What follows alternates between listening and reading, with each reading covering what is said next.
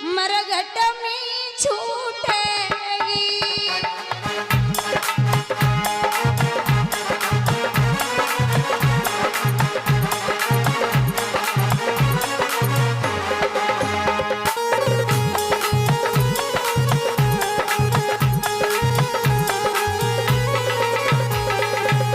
ए भैया, कच्चे दूध जमन के नाई कच्चे,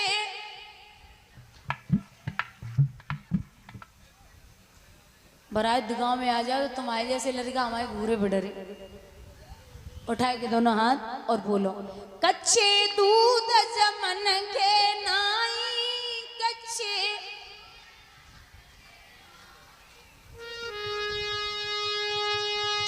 दही छाछ जाएगा झरिया, मरघट में छूटेगी।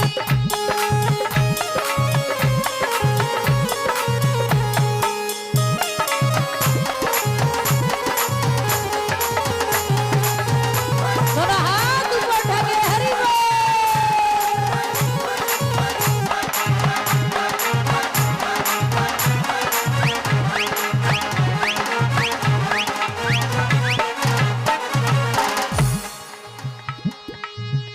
सुख दुख की बांधे ले ओ गांठ गठरिया, मरघट में छूटेगी।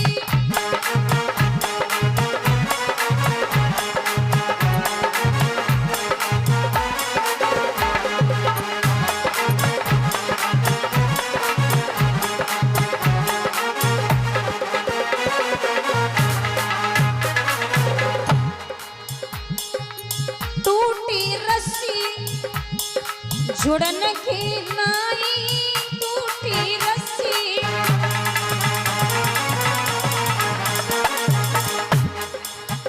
चई गांठ वाले ऊपर जाए गठरिया, मरघट में छूटेगी।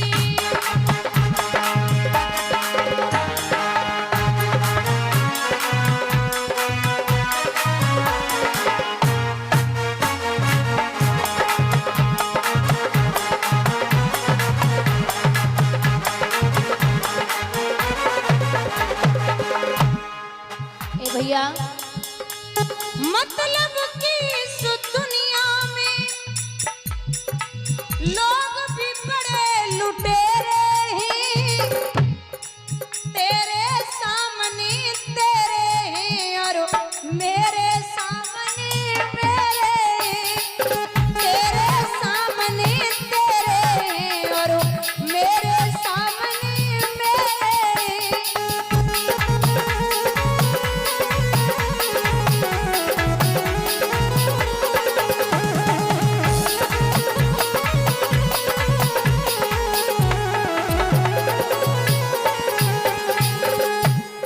महाराज, रात्रि भर राजा विश्राम करता, सुबह ब्रह्म मुहूर्त में 4 बजे पुजारी ने घंटा बजा दिया। राजा जैसे नीचे उतरवे के लिए उठे तो मैया ने कलाई पकड़ी, सीमन कहाँ जा रही है?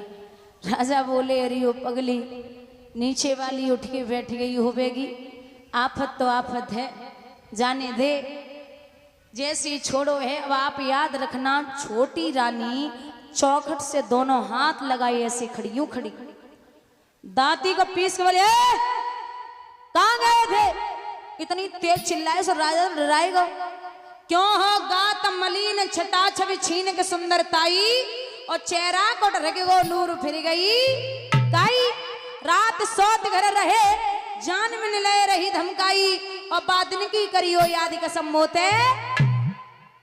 कहाँ रहे हो रात भर?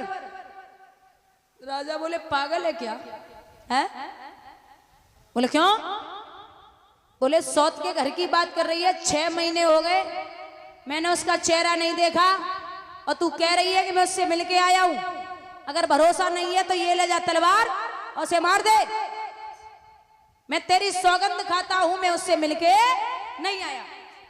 किसी अच्छी चीज के लिए तो कई काम जैसे मरने की कगार पे ही हो, और किसी अच्छे इंसान के लिए झूठ बोलना पड़ जाए तो आप झूठ बोल दो। बोले मैं उससे मिलके नहीं आया, सौगंध खाता हूं तेरी। ठीक है। बामी राजा स्नान ध्यान करता, भोजन पानी करता, रात्रि भर विश्राम करता। विद्वान लिखते हैं कि समय के अनुसार धीरे धीरे 2 महीने के बाद पता चला है कि दोनों माताएं गर्भवती हो गई। लेकिन एक ने किया गर्भाधारण, उस दिन से पलिंग छोड़ा था। एक ने बराबर आज तलक खेतों का नाज बटोरा था। एक बराबर खेतों पे काम कर रही है और एक पलंग के नीचे कदम नहीं रख रही है।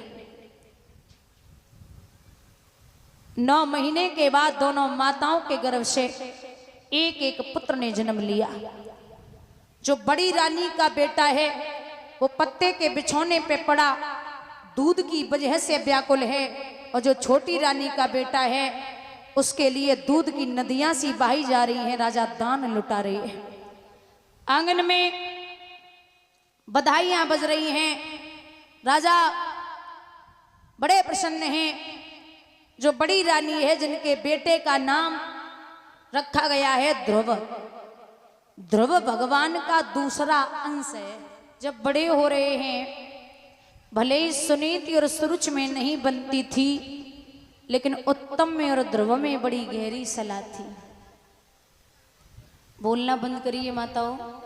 कुछ में नहीं बनती थी, लेकिन उत्तम में और ध्रुव में बड़ी गहरी सलाह थी। बोलना बंद करिए माताओं। एक साथ नाचते, एक साथ रहते, एक साथ बैठते, एक साथ खेलते, एक पल के लिए अलग नहीं होते। एक दिन की बात है, उत्तम जो छोटा बेटा है राजा उत्तानपाद का, वो बड़े भैया ध्रुव से बोले कि भैया हम आपके यहाँ रोज आते, आज हमारा बड़ो दिल करे कि आप हमारे पिता के यहाँ चलो। बोले चलिए। राजा उत्तानपाद के छोटे बेटा ध्रुव की कलाई पकड़ के जब राजा की सभा में पहुंचे, तो आप याद रखना बुजुर्गों, वो नजारा देखने लायक था। जैसे काऊ बाज को मांस मिल जावे ना, और जो बाज मांस के लिए टूटता है, वैसे ही राजा उत्तानपाद 5 साल बाद ध्रुव को चेहरा देख के गद्दी से नीचे भागे। 2-4 चुम्बन तो चलते में जड़ दे। अरे वो बच्चा, आज बाप की याद कैसे आई है। टकटकी लगाए कि ध्रुव बाप को चेहरा देख रहे, कितनो लाड तो जीवन में हमने काऊ पुरुष को ना पायो। जे कौन है? जमीन पे उत्तम खड़े बड़े धीरे धीरे मुस्कुराए रहे, और ध्रुव पिता को मुख देख के बार बार मुस्कुराए के बोले, पिताजी ये इतना बड़ा राज्य आपका है। सो टकटकी लगाए के राजा उत्तानपाद सर पे हाथ फेर के बोले, लाला जे अकेलो मेरो नाय, जे तेरो राज्य है। ये बातें कर रहे थे। कहते हैं कि एकदा सुरचे पुत्र मंक मार्यो पिलालयन, उत्तम नारु रुच्छतम ध्रुवा राज्यवानंदतः। जब राजा की गद्दी पर ध्रुव बैठे तो काऊ चुगला ने जाए के सुरुच से कही कि वो आपका बेटा जमीन पे खड़ा और सौत का लड़का ऊपर बैठा है। नागिन सी फुंकारती हुई पहुंची, जवाब दिया, चल दूर खड़ा हो। अरे नीच, किसके मुकाबले आया है? अक्कल है कहाँ तुम्हारी भूप सिर पर ये गधा?